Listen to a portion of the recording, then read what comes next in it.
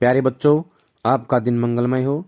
अगर आप नए हैं तो इस चैनल को सब्सक्राइब कर लें। हम शुरू करेंगे पाठ मन्नू भंडारी द्वारा लिखा गया है रजनी। ये एक पटकथा है। मन्नू भंडारी के जीवन के बारे में देखें। इनका जन्म सन 1931 भानपुरा मध्य प्रदेश में हुआ। इनकी रचनाएं हैं एक प्लेट सैलाब, मैं हार गई, तीन निगाहों की एक तस्वीर, यही सच है, त्रिशंकु, आंखों देखा झूठ। ये कहानी संग्रह हैं।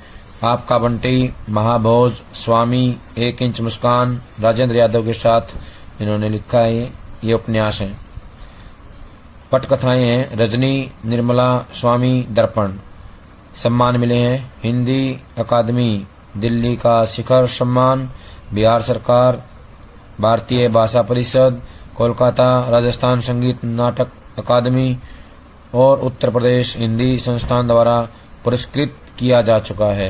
मन्नू भंडारी एक प्रसिद्ध कहानीकार हैं।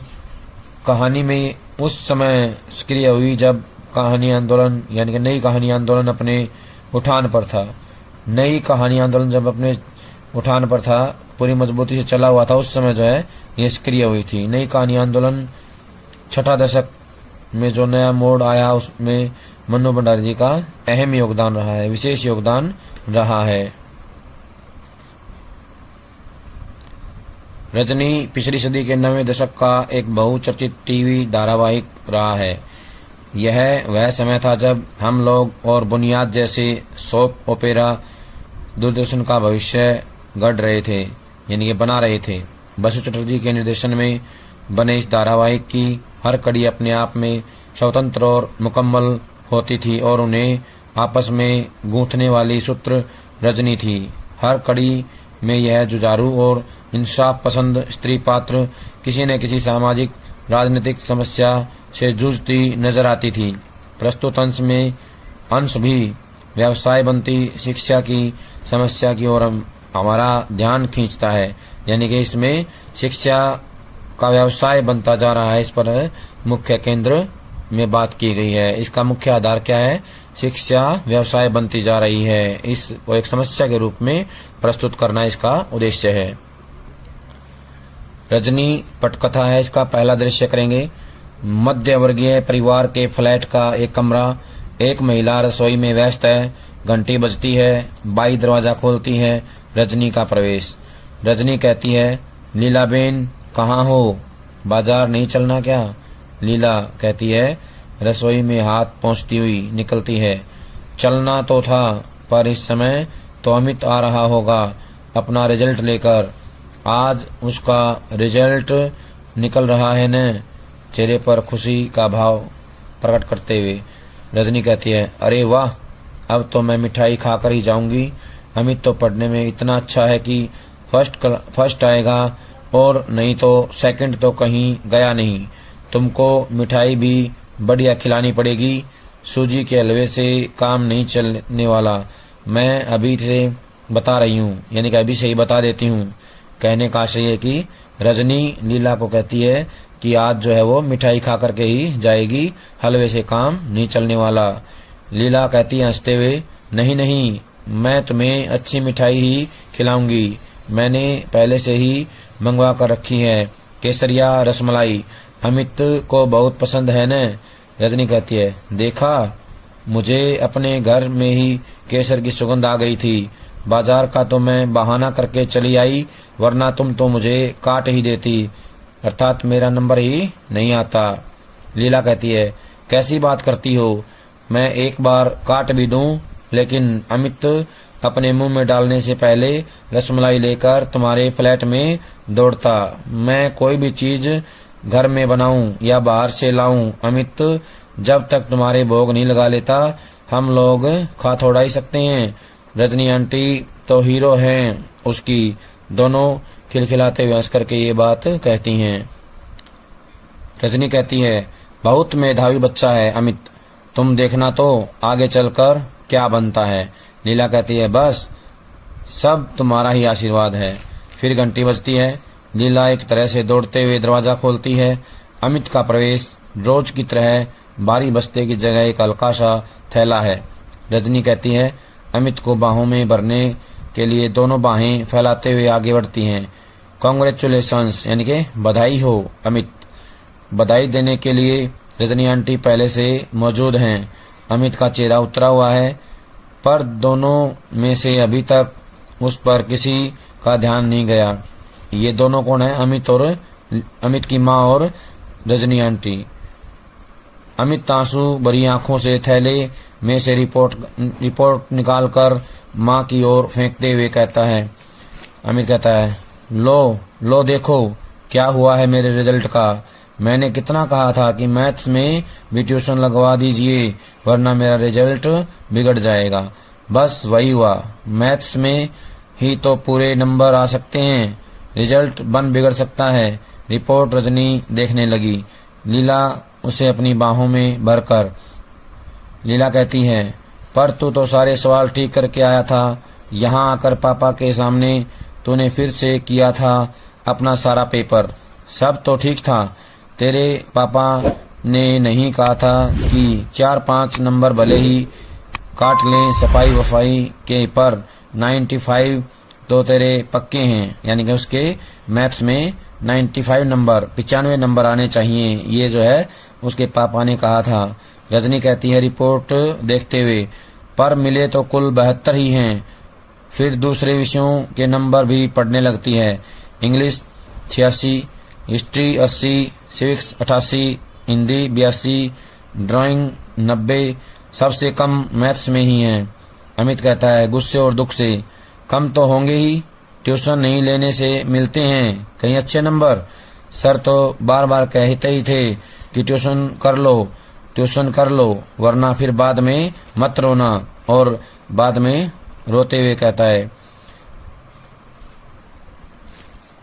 लीला कहती है अपराधी की तरह सफाई देते हुए, तुझे अंग्रेजी को लेकर थोड़ी परेशानी थी, सो अंग्रेजी में करवा दी थी ट्यूशन। अब दो विषयों की ट्यूशन, फिर लंबी चौड़ी फीस। बेटे अपनी आर्थिक मजबूरी की बात वह शब्दों में नहीं चेहरे से व्यक्त करती है, पर यह तो अंधेर ही हुआ कि सारा पेपर ठीक हो फिर भी नंबर काट लो। रजनी कहती है। रजनी की बाहों में एकाएक बल पड़ जाते हैं। वह रोते हुए अमित को खींचकर अपने पास सटा लेती है। रो मत, उसके आंसू पोंछते हुए। अमित रोएगा नहीं, समझे? मैं जो पूछती हूँ उसका जवाब देना। बस कुछ देर रुक कर। तुझे अच्छी तरह से याद है कि तूने पूरा पेपर ठीक किया था। अमित स्वीकृति में सिर हिलाता है। पापा के पास दोबारा पेपर करने से पहले दोस्तों से या किताबों से उन सवालों के जवाब तो नहीं देख लिए थे? अमित कहता है नहीं, ज्यों के त्यों आकर कर दिए थे, हमको आते थे वो सारे सवाल। रजनी कहती है मैथ्स के सर कौन है? अमित कहता है मिस्टर पाठक। रजनी कहती है कितने लड़के ट्यूशन लेते हैं उनसे? अमित कहता है 22। साल के शुरू में तो 8 लेते थे, फिर पहले टर्मिनल के बाद से 15 हो गए थे। हाफ ईयरली के बाद 7 लड़कों ने और लेना शुरू कर दिया। मुझसे भी तभी से कह रहे थे। लीला कहती है हाफ ईयरली में तो इसके 96 नंबर आए थे, इसी ने बताया था कि क्लास में सबसे ज़्यादा हैं। रजनी कहती है उसके बाद भी कहते थे कि ट्यूशन लो। अमित कहता है हाँ, कॉपी लौटाते हुए कहा था कि तुमने किया तो अच्छा है, पर यह तो हाफ ईयरली है, बहुत आसान पेपर होता है इसका तो। अब अगर ईयरली में भी पूरे नंबर लेने हैं तो तुरंत ट्यूशन लेना शुरू कर दो, वरना रह जाओगे। 7 लड़कों ने तो शुरू भी कर दिया था, पर मैंने जब मम्मी पापा से कहा हमेशा बस एक ही जवाब, मम्मी की नकल उतारते हुए, मैथ्स में तो वैसे ही बहुत अच्छा है, क्या करेगा ट्यूशन लेकर। देख लिया अब 6th पोजीशन आई है मेरी। 6th माने 6ठी पोजीशन आई है, जो आज तक कभी नहीं आई थी। अमित की आंखों से फिर आंसू टपक पड़ते हैं। रजनी डांटते हुए, फिर आंसू? जानता नहीं, रोने वाले बच्चे रजनी आंटी को बिल्कुल पसंद नहीं है। मम्मी ने बिल्कुल ठीक ही कहा और ठीक ही किया। जिस विषय में तुम वैसे ही बहुत अच्छे हो, उसमें क्यों लोगे ट्यूशन? ट्यूशन तो कमजोर बच्चे लेते हैं। अमित कहता है आप जानती नहीं आंटी, अच्छे बुरे की बात नहीं होती, अगर सर कहें और बार बार कहें तो लेनी ही होती है, वरना तो नंबर कम हो ही जाते हैं। रजनी कहती है पेपर अच्छा करो तब भी नंबर कम हो जाते हैं। अमित कहता है हाँ, कितना ही अच्छा करो फिर भी कम हो जाते हैं, जैसे मेरे हो गए। रजनी कहती है यानी कि अच्छा पेपर करने पर भी कम आते हैं, सिर्फ इसलिए कि ट्यूशन नहीं ली थी। तो यह तो सर की गलती नहीं, बदमाशी है। और तू मम्मी से लड़ रहा है, सर से जाकर लड़। अमित इस भाव से सिर हिलाता है मानो कितनी बेकार की बात कह रही है रजनी आंटी। लीला दोनों गिलासों में शिकंजी बनाकर लाती है। अमित लेने के लिए हाथ नहीं बढ़ाता तो रजनी गुड़कती है। रजनी कहती है चलो पियो शिकंजी, देखते नहीं चेहरा कैसे पसीना पसीना हो रहा है। दोनों शिकंजी पीने लगते हैं। इस दौरान रजनी कुछ सोच रही है। शिकंजी खत्म करके कल आप 9 बजे तैयार रहिए अमित साहब, आपके स्कूल चलना है। अमित कहता है एकदम डर जाता है। अमित डरते हुए एकदम कहता है कल से तो छुट्टी है, पर आप अगर स्कूल जाकर कुछ कहेंगी तो सर मुझसे बहुत गुस्सा हो जाएंगे, वहाँ मत जाइए प्लीज, वहाँ बिल्कुल मत जाइए। लीला कहती है हाँ रजनी, तुम कुछ कहोगी तो अगले साल कहीं और ज्यादा परेशान न करें इसे। अब जब रहना इसी स्कूल में है तो इन लोगों से झगड़ा। रजनी कहती है बात को बीच में ही काट कर गुस्से से, यानी कि वे लोग जो भी जुल्म ज्यादती करें यानी कि अत्याचार करें, हम लोग चुपचाप बर्दाश्त करते रहें यानी कि सहन करते रहें या करते जाएं। सही बात कहने में डर लग रहा है तुझे, तेरी माँ को। अरे जब बच्चे ने सारा पेपर ठीक किया है तो हम कॉपी देखने की मांग तो कर ही सकते हैं, पता तो लगे कि आखिर किस बात के नंबर कटे हैं। अमित झुंझला कर बता दो दिया आंटी आपको। रजनी कहती है गुस्से से ठीक है तो आप बैठकर रो, तुम माँ बेटे दोनों। दंतनाती निकल जाती है, दोनों के चेहरे पर एक ऐसा भाव। लीला कहती है अब यह रजनी कोई और मुसीबत न खड़ी करे। ये पहला दृश्य समाप्त हो जाता है। अगला दृश्य शुरू होता है। स्कूल के हेडमास्टर का कमरा, बड़ी सी टेबल, दीवार के सहारे रखी कांच की अलमारी में बच्चों द्वारा जीते हुए कप और शील्ड्स जमे हुए रखे हैं। दीवार पर कुछ नेताओं की तस्वीरें, एक बड़ा सा मैप लटका है। एक स्कूल के हेडमास्टर के कमरे का वातावरण तैयार किया जाए। हेडमास्टर काम में व्यस्त हैं। चपरासी बड़े अदब से एक चिट लाकर रखता है। हेडमास्टर कुछ क्षणों से देखता रहता है। हेडमास्टर बुलाओ। रजनी का प्रवेश, नमस्कार करती हैं। हेडमास्टर कहता है बैठिए, कुछ देर रुक कर कहिए मैं आपके लिए क्या कर सकता हूँ। रजनी कहती है मैं 7th क्लास यानी 7वीं कक्षा के अमित सक्सेना की मैथ्स की कॉपी देखना चाहती हूँ। हेडमास्टर के चेहरे पर ऐसा भाव जैसे वह कुछ समझा न हो। ईयरली एग्जाम्स यानी सालाना परीक्षा की कल ही जिसका रिजल्ट निकला है। कहने का आशय है कि जब रजनी हेडमास्टर से कहती है कि उसे अमित की मैथ्स की कॉपी चेक करनी है तो अनसुना करके हेडमास्टर उसकी बात को रह जाता है। ईयरली एग्जाम्स कल ही जिसका रिजल्ट हुआ है उसकी वो कॉपी देखना चाहती थी। हेडमास्टर कहता है सॉरी मैडम, ईयरली एग्जाम्स की कॉपियां तो हम लोग नहीं दिखाते, यानी कि जो वार्षिक परीक्षा होती है उसकी जो उत्तर पुस्तिका है वो नहीं दिखाते हैं। रजनी कहती है जानती हूँ मैं, लेकिन बात यह है कि अमित ने मैथ्स का पूरा पेपर ठीक किया था लेकिन उसे कुल 72 नंबर ही मिले हैं। कॉपी देखकर सिर्फ यह जानना चाहती हूँ कि अमित को अपने बारे में कुछ गलतफहमी यानी कि गलती से कुछ अलग ही रिजल्ट ना निकाल लिया हो, गलतफहमी हो गई थी, या एक शब्द पर जोर देकर कहती है गलती एग्जामिनर की है। कहने का आशय है कि रजनी हेडमास्टर को कॉपी देख करके बताना चाहती है कि गलती अमित की है या कॉपी चेक करने वाले अध्यापक की है। हेडमास्टर कहता है सारी बात को बहुत हल्के ढंग से लेते हुए, आप भी कमाल करती हैं, बच्चे ने कहा और आपने मान लिया। अरे हर बच्चा घर जाकर यही कहता है कि उसने पेपर बहुत अच्छा किया है और उसे बहुत अच्छे नंबर मिलेंगे। अगर हम इसी तरह कॉपियां दिखाने लग जाएं तो यहाँ तो पेरेंट्स की भीड़ लगी रहे सारे समय इसलिए तो ईयरली एग्जाम्स की कॉपियां न दिखाने का नियम बनाया गया है स्कूलों में, यानी कि स्कूलों में कॉपियां दिखाने का नियम बना दिया गया है कि ईयरली कॉपी नहीं दिखाई जाएगी। रजनी कहती है अपने गुस्से पर काबू पाते हुए, देखिए आप चाहे तो अमित का पूरा रिजल्ट देख सकते हैं। मैथ्स में हमेशा 100% नंबर लेता रहा है, इस साल भी उसने पूरा पेपर ठीक किया है, टेस्ट में आ ही जाता है।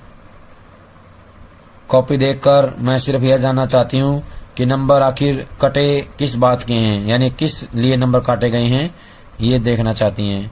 हेडमास्टर कहता है आप बहस करके बेकार अपना और मेरा समय बर्बाद कर रही हैं। मैंने कह दिया न कि कॉपियों को दिखाने का नियम नहीं है और मैं नियम नहीं तोड़ूंगा। रजनी कहती है व्यंग्य से, नियम यानी कि आपका स्कूल बहुत नियम से चलता है। हेडमास्टर गुस्से से, व्हाट डू यू मीन, यानी कि तुम्हारे कहने का क्या अर्थ है। रजनी कहती है आई मीन व्हाट आई से, यानी कि वो कहती है कि मेरा कहने का मतलब है जो आपने समझा है, यानी कि जो मैं कहना चाहती हूँ उसको आप समझ गए हैं। नियम का जरा भी ख्याल होता तो इस तरह की हरकतें नहीं होती स्कूल में।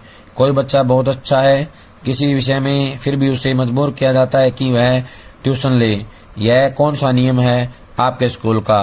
कहने का सही है कि रजनी जो है हेडमास्टर को कॉपी दिखाने के लिए बार बार कहती है, उसके लिए उनको मजबूर करना चाहती है, लेकिन हेडमास्टर उसकी बातों को अनसुना कर देते हैं। हेडमास्टर कहता है देखिए यह टीचर्स और स्टूडेंट्स का अपना आपसी मामला है, वो पढ़ने जाते हैं और वो पढ़ाते हैं, इसमें न स्कूल आता है न स्कूल के नियम, इस बारे में हम क्या कर सकते हैं? रजनी कहती है कुछ नहीं कर सकते आप तो मेहरबानी करके यह कुर्सी छोड़ दीजिए, क्योंकि यहाँ पर कुछ कर सकने वाला आदमी चाहिए जो ट्यूशन के नाम पर चलने वाली धांधलियों को रोक सके, मासूम और बेगुनाह बच्चों को उसे टीचर्स के शिकंजों से बचा सके, जो ट्यूशन न लेने पर बच्चों के नंबर काट लेते हैं, और आप हैं कि कॉपियां न दिखाने के नियम से उनके सारे गुनाह ढक लेते हैं। हेडमास्टर कहता है चीखते हुए, will you please get out, आप this room, of this room माने इस कमरे से, कृपया करके आप इस कमरे से बाहर जाइए।